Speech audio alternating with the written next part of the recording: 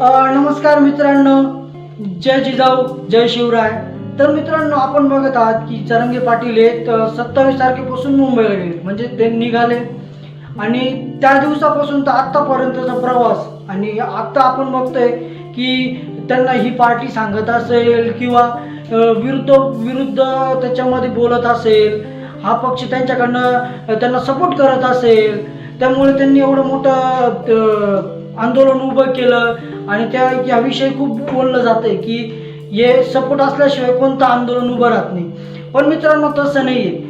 आज जर गावामध्ये आपण गणपती जयंती जरी बनवायचं ठरलं तर 4 जणांकडनं वर्गाने येऊन आपण कोणती पण गोष्ट साध्य करू शकतो. तर त्याच प्रकारे मराठी बांधव काही मोठे पण आहे, काही खूपच ते गरीब परिस्थितीमध्ये पण आहे. जे मोठे मराठी बांधव आहेत त्यांना सहकार्य करून हे आंदोलन उभं केलेलं आहे. त्यांना कोणतं राजनीतीचं किंवा राजकारणाचं कोणतंच वेळ नाही. जर त्या माणसाला जर राजकारणाचं वेळ असतं तर मित्रांनो, मागे ज्या वेळेस निवडणुका होत होत्या त्यावेळेसच त्यांना सांगण्यात आलं होतं की तुम्ही ना निवडणुकीला उभे राहा. तर त्या माणसाने न काही बोलता न काही हे करता निवडणुकीला उभा पण राहिला नाही आणि न त्याच्या पक्षाचं पण उपचार हे केलं नाही की मी पक्ष सुरुवात करतो की वगैरे काहीच नाही.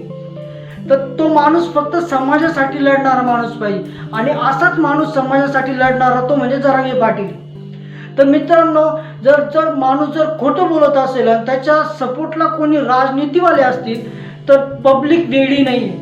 पब्लिक खूप जास्त प्रमाणामध्ये त्यांचा सपोर्ट करते. मराठा बांधव सपोर्ट करत नाही, मुस्लिम बांधव पण सपोर्ट करतो आणि आत्ता तर खासदार आमदार पण त्यांना सपोर्ट करतात. का त्यांना समजतं ना की ही कोणतं राजकारण नाही चालू इथे, ही पब्लिककडनं लोकांकडनं आलेला नेता आहे म्हणून लोक त्याला सपोर्ट करतात. आणि अशा नेत्याला मित्रांनो आपण पण सपोर्ट केला पाहिजे. ते सपोर्ट तर करा, पण फक्त जय भवानी जय शिवराय खाली जर कमेंटमध्ये लिहिलं ना तर माझं जे तुम्हाला बोलणं होतं ना ते सार्थक लागेल, एवढंच मी तुम्हाला सांगणार आहे. आणि आपली कमेंट काय, जे आरक्षण मिळेल का नाही मिळणार, आरक्षण मिळेल का नाही मिळणार हा तर खूप दूरचाच प्रश्न आहे. पण एक नेता उभा राहिला आणि नेत्यांनी पूर्ण एक समाज बांधून ठेवण्याचा प्रयत्न केला, त्याला आपण सपोर्ट करूया. तर आरक्षणचा मुद्दा वेगळीकडे, पण आपला नेता उभा राहतोय आणि एक माणूस, साधारण माणूस एवढं मोठं संघर्ष करू शकतो, याच्यावरून आपण कमेंट करूया. तर मित्रांनो, कमेंट करा आणि व्हिडिओला लाईक करा आणि जय शिवराय जय शिवराय.